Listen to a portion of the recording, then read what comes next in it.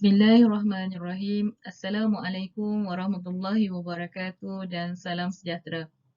Untuk pertamanya, saya mengucapkan ribuan terima kasih kepada pihak penganjur Seminar Kebangsaan Pendidikan Negara kerana telah menyediakan satu wadah persidangan untuk membincangkan topik meneroka dan mengurus isu-isu kritikal pendidikan negara.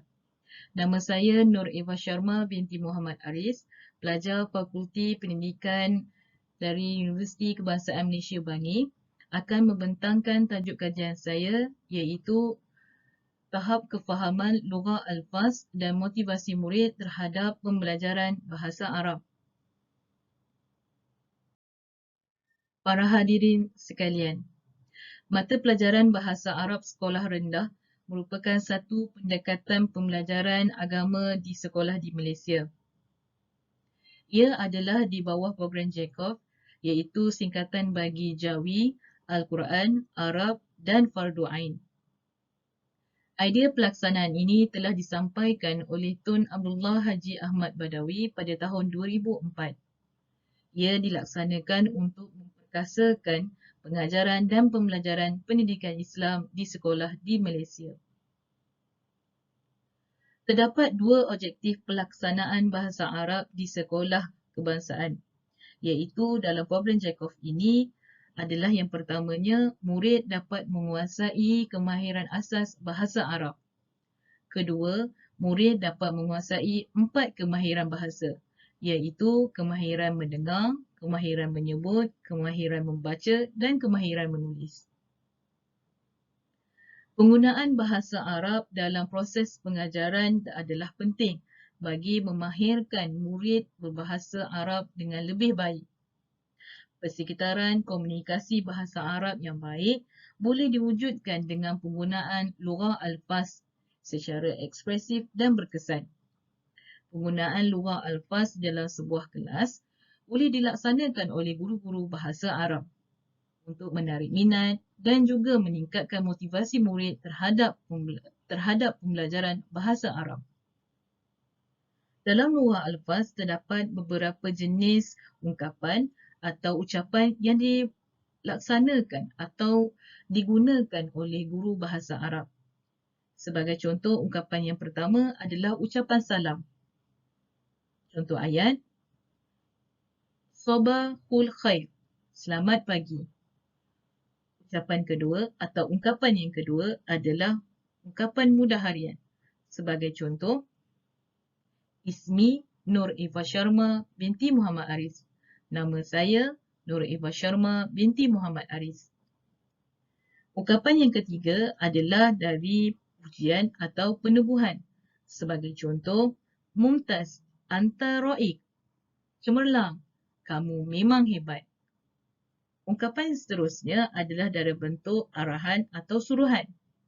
Ijlis, sila duduk. Ucapan atau ungkapan yang seterusnya dalam bentuk larangan. Sebagai contoh ayat, la tansa, jangan lupa.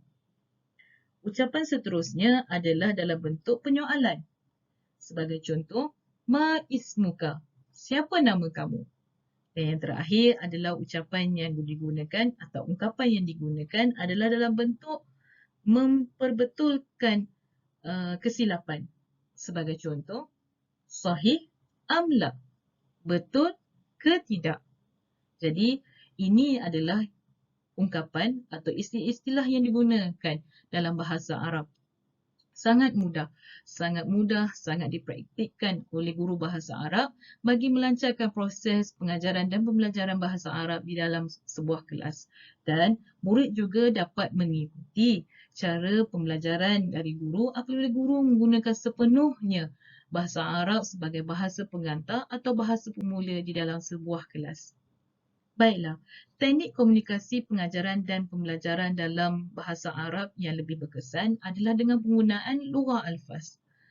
Lugah alfaz bermaksud bahasa pengendalian kelas atau sebagai mudah adalah dipanggil bahasa kelas yang digunakan di dalam sebuah kelas. Tujuan lugah alfaz ini dilaksanakan adalah melancarkan proses pengajaran dan pembelajaran bahasa Arab di dalam sebuah kelas. Apabila murid dapat menguasai tahap kefahaman lughah alfaz dengan baik, maka motivasi mereka juga akan meningkat. Ini adalah kerana apabila murid sudah berminat, sudah yakin untuk bercakap dalam bahasa Arab atau berinteraksi dalam bahasa Arab, maka secara automatiknya mereka akan dapat berkomunikasi bahasa Arab ini dengan tanpa rasa malu dan juga segan dalam sesama mereka. Interaksi bahasa Arab yang antara guru dan murid atau murid dan murid dapat membantu penguasaan bahasa Arab ini dengan lebih baik. Jadi, sebagai guru bahasa Arab, maka hendaklah kita ini menggunakan bahasa Arab sepenuhnya tanpa ada rasa malu atau tidak yakin terhadap dalam berinteraksi dalam bahasa Arab. Sebab kita ingin menjadikan murid-murid agama Islam dapat berkomunikasi ataupun berbahasa Arab ini menggunakan ungkapan yang mudah. Baiklah, dalam bentuk permasalahan dan objektif dalam kajian ini. Dalam kajian-kajian lepas, terdapat 3 permasalahan yang dikaitkan dengan guru. Permasalahan yang pertama adalah guru bahasa Arab tidak berkomunikasi dalam bahasa Arab. Permasalahan ini sangat berlaku di dalam kalangan guru bahasa Arab apabila guru memang tidak menggunakan sepenuhnya. Sekira menggunakan bahasa Arab, mereka juga akan mencampurkan atau mengadukkan dengan bahasa Melayu. Secara sepenuhnya pembelajaran atau PDP pada waktu ketika itu tidak sepenuhnya mengajar dalam bahasa Arab. Permasalahan yang kedua pula adalah kelayakan akademik pendidikan guru bahasa Arab. Guru-guru yang mengajar bahasa Arab adalah di kalangan guru yang bukan ditauliahkan dalam bentuk pentauliahan bahasa Arab. Sebagai contoh, guru pendidikan Islam diminta untuk mengajar bahasa Arab. Ini banyak yang terjadi di dalam sekolah di Malaysia.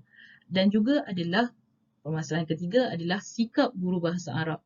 Sikap di mana guru tidak yakin, guru tidak berani, guru segan. Ini yang menyebabkan guru-guru ini tidak mahu berinteraksi atau tidak berkomunikasi dalam bahasa Arab.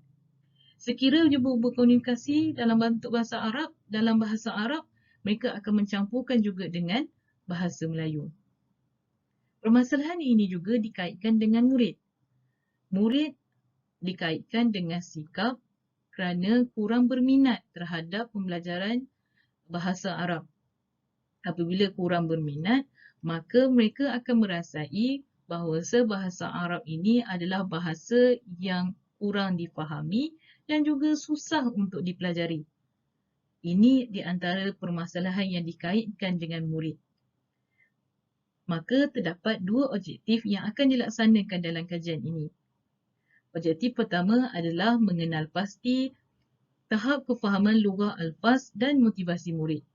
Objektif kedua pula adalah mengenal pasti hubungan tahap kefahaman lughah alfaz dan motivasi murid. Bagi mencapai 2 objektif tersebut, terdapat 2 bentuk kaedah yang akan dilakukan. Kaedah yang pertama adalah menggunakan database sebagai medium untuk mendapatkan jurnal-jurnal berindeks dari World of Science, ProQuest dan juga Scopus.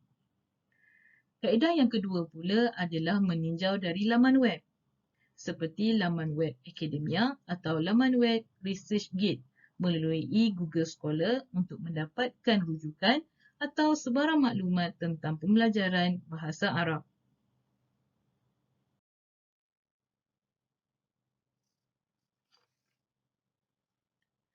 Melalui 2 kaedah tersebut, hasil dapatan mendapati terdapat jurang di dalam jurnal-jurnal berindeks dari World of Science, ProQuest dan juga Scopus. Hasil pembacaan dari kajian-kajian lepas mendapati penggunaan lughah alfaz adalah istilah atau ungkapan yang mudah dan ringkas. Dapatan kajian ini menghasilkan bahawasanya ungkapan yang mudah, istilah yang mudah sangat-sangat boleh diaplikasi oleh guru bahasa Arab bagi memudahkan murid-murid untuk mempelajari bahasa Arab dengan lebih baik dan lebih berkesan. Slide seterusnya adalah dalam perbincangan. Pengajaran guru yang berkesan dapat menentukan tahap kefahaman lugah alfaz dan motivasi murid. Apabila guru mempelbagaikan aktiviti pengajaran di dalam sebuah kelas dengan melakukan pelbagai aktiviti seperti lakonan, seperti kuis ataupun soal jawab, maka tahap kefahaman dan motivasi murid ini juga akan meningkat. Dan juga kepelbagaian aktiviti pengajaran guru ini juga akan menyebabkan murid akan menimbulkan rasa minat, akan menimbulkan rasa suka terhadap mata pelajaran bahasa Arab.